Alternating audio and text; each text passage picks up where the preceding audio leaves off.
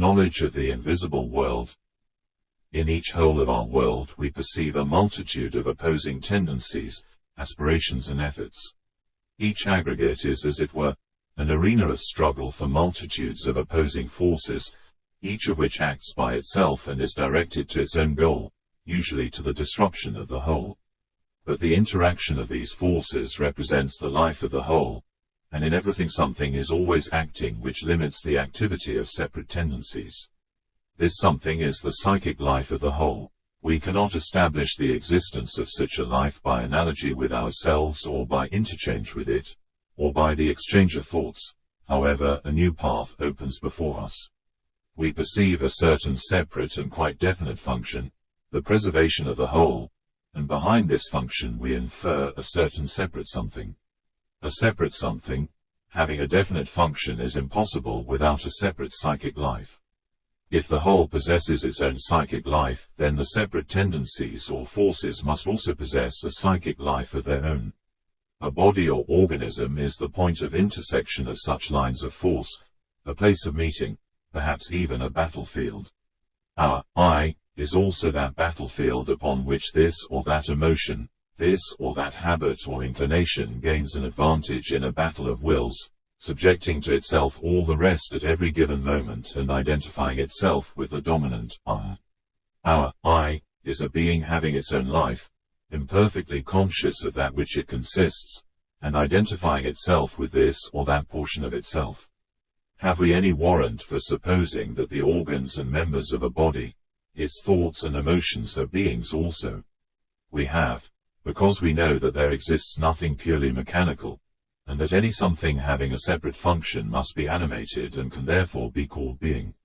All of the beings assumed by us to exist in the world of many dimensions cannot know one another, i.e. they cannot know that we are binding them together in different wholes in our phenomenal world, just as in general they cannot know our phenomenal world and all of its relations.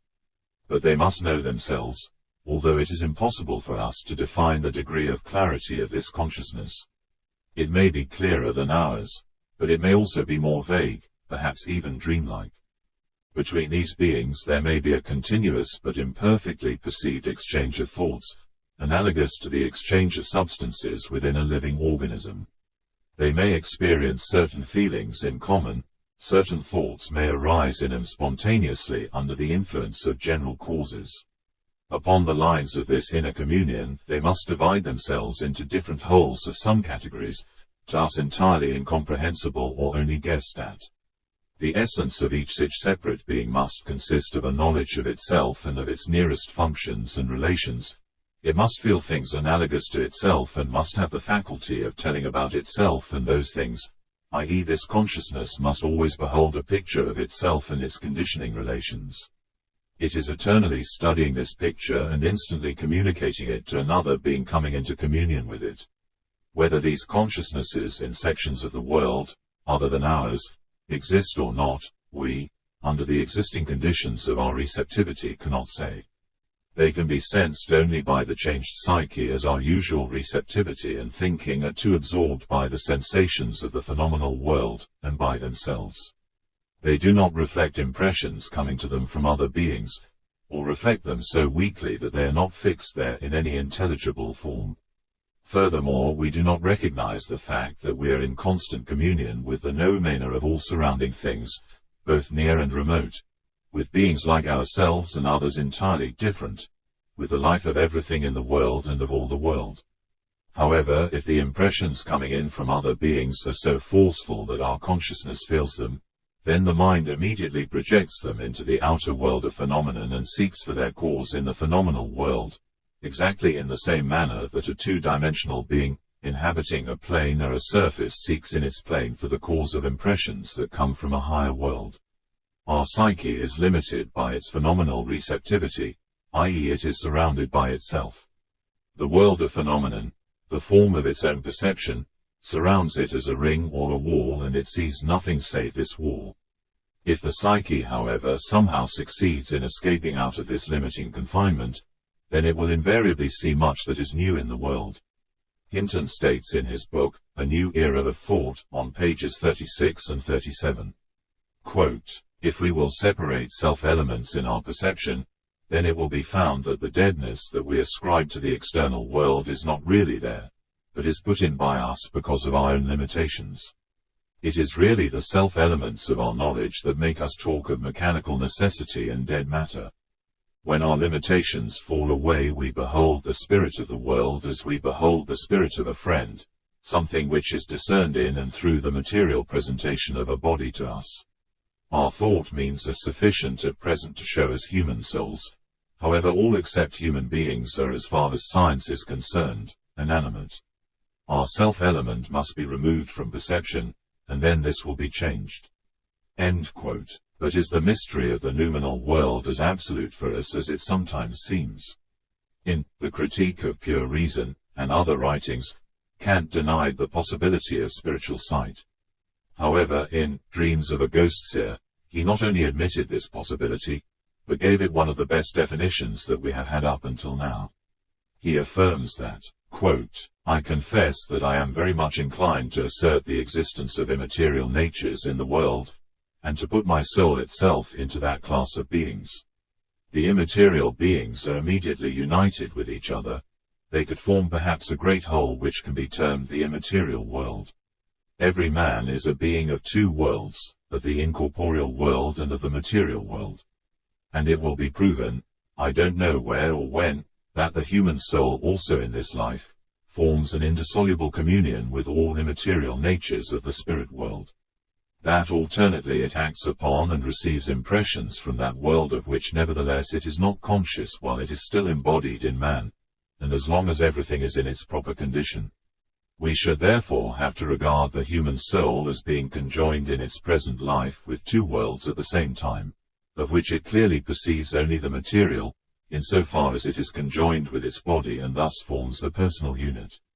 It is therefore indeed one subject, which is thus at the same time a member of the visible and of the invisible world, but not one and the same person. For on account of their different quality, the concepts of one world are not ideas associated with those of the other world. Thus what I think of as a spirit is not remembered by me as a man, and conversely, my state as a man does not enter entirely into the concept of myself as a spirit. Birth, life and death are the states of the soul only. Consequently, the material body is perishable, while the essence in us is not perishable and must have been existent during the time when our body itself had no existence. The life of a man is dual. It consists of two lives, one matter incarnate and the other spiritual. The first life is the life of man, and man needs a body to live and fulfill this life's purpose. The second life is the life of spirit. The soul lives in that life separately from the body and must live on in it after separation from the body. In an essay on Kant in The Northern Messenger, published during 1888 in Russian, A.L. Volinsky says that both in Vorlesungen and also in Dreams of a Ghost-Seeker, Kant denied the possibility of one thing only, the possibility of the physical receptivity of spiritual phenomena. Thus Kant admitted not only the possibility of the existence of a spiritual and conscious world, but also the possibility of communion with it. Hegel built all of his philosophy upon the possibility of a direct knowledge of truth and upon spiritual vision. Approaching the question of two worlds from the psychological standpoint, from the standpoint of the theory of knowledge, let us firmly establish the principle that before we can hope to comprehend anything in the region of noumena, we must define everything that it is possible to define of the world of many dimensions by a purely intellectual method, by a process of reasoning. It is highly probable that by this method we can define a great deal. Perhaps our definitions will be too crude and will not correspond to the fine differentiation of relations in the noumenal world. All of this is possible and must be taken into consideration. Nevertheless, we shall seek to define what we can, and at the outset make it as clear as possible what the noumenal world cannot be, then what it can be. Showing what relations are impossible and what are possible. This is necessary in order that we, coming into contact with the real world, may discriminate between it and the phenomenal world, and what is more important, that we may not mistake simple reflections of the phenomenal world for the noumenal. We do not know the world of causes. We are confined within the boundaries of the phenomenal world simply because we do not know how to discern where one ends and the other begins. We are in constant touch with the world of causes and live in it because our psyche and our incomprehensible function in the world are part of it, or at least a reflection of it. But we do not know it because we either deny it, considering that everything existing is phenomenal, and that nothing exists except the phenomenal, or we recognize it, but try to comprehend it in the forms of the three-dimensional phenomenal world. Lastly, we search for it and fail to find it simply because we lose our way amid the deceits and illusions of the reflected phenomenal world which we mistakenly accept as the noumenal world. In this dwells the tragedy of our spiritual quests. We do not know what we are looking for, and the only method by which we can escape this tragedy consists of a preliminary intellectual definition of the properties of that which we are in search of. Without such definitions and going merely by indefinite feelings, we shall not approach the world of causes, or else shall lose our way on its borderlands. Spinoza understood this, saying that he could not speak of God not knowing his attributes. Quote, "When I studied Euclid, I learned first of all that the sum of 3 angles of a triangle was equal to 2 right angles, and this property of a triangle was entirely comprehensible to me, although I did not know its many other properties. But so far as spirits and ghosts are concerned, I do not know even one of their attributes, yet constantly hear different fantastic tales about them in which it is impossible to discover any truth." End quote. We have established certain criteria then which permit us to deal with the world of noumena, or the world of spirits. First of all, we may say that the world of noumena cannot be three-dimensional, and that there cannot be anything three-dimensional in it, i.e. commensurable with physical objects, similar to them in outside appearance or having form. There cannot be anything having extension in space and changing in time. Most importantly, there cannot be anything dead, inanimate or unconscious, although the level of consciousness may be different. In the world of causes, everything must be alive, quite simply because it is life itself, the soul of the world. Remember too that the world of causes is the world of the marvelous, that what appears simple to us can never be real. The real appears to us as the marvelous. We do not believe in it, we do not recognize it, and therefore we do not feel the mysteries of which life is so full. In the world of causes, everything must be conscious. That which appears ordinary to us can never be real. The simple is only that which is unreal. The real must seem marvelous. The mystery of time penetrates all. It is felt in every stone, which perhaps might have witnessed a glacial period, seen the ichthyosaurus and the mammoth. It is felt in the approaching day that we do not yet see, but which possibly sees us, which perhaps is our last day, or on the other hand is the day of transformation, the nature of which we do not ourselves presently know. The mystery of thought creates all. The sooner we understand that thought is not a function of motion, and that motion itself is only a function of thought, the sooner we shall begin to feel the depth of this mystery. We shall perceive that the entire phenomenal world is some gigantic hallucination, which fails to frighten us and does not drive us into thinking that we are insane, simply because we have become accustomed to it. The mystery of infinity, the greatest of all mysteries, tells us that all the visible universe and its galaxies of stars have no dimension. It tells us that in reality the whole visible universe has no dimensions as compared with infinity. That they are equal to a point, a mathematical point, which has no extension whatsoever, and that at the same time, points which are not measurable for us may have a different extension and different dimensions. In positivist thinking we make the effort to forget about all this and not to think about it. Sri Aurobindo, from the Rig Veda, verse 164, line 20. Quote, "At some future time positivism will be defined as a system by the aid of which it was possible not to think of real things and to limit oneself to the region of the illusory and the unreal, to exist in a dream world.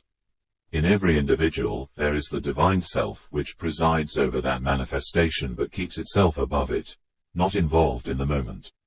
There is a projection and perception of this self in the movement of evolution, a soul that is associated with nature and grows by the experience of this interaction. Both the self and the soul are on the same tree of nature. However, the self sits above, overseeing but not participating in the experience of the soul involved with it." End quote. The Godhead set in man that speeds the offering through inner will, perfect in the pilgrim sacrifice, illumine for us all desirable things, O divine and immortal priest of the call, who travels as messenger between earth and heaven, great doer of works seated within. The vicar, set in the forefront, with light that envelops this vast home, with fire commissioned by the gods and rich with thought. Ray of intuition for the sacrifice and path of true knowledge. The illumined seers feed this flame through their awakening to wisdom. O fire, fed with this offering, son of false and friendly light, if you were the mortal and I the immortal, I would not give over to the assailant or to sinfulness. Benign and radiant one, he that lauded would not be without understanding from one such as I, miserable and plagued by inner guilt. Supreme and shining one, through your close guardianship may I, the mortal, be forever companioned in the favor of God. By your will, may I conquer, aided by your gifts and revealing words that speak of you as the guiding thought within me.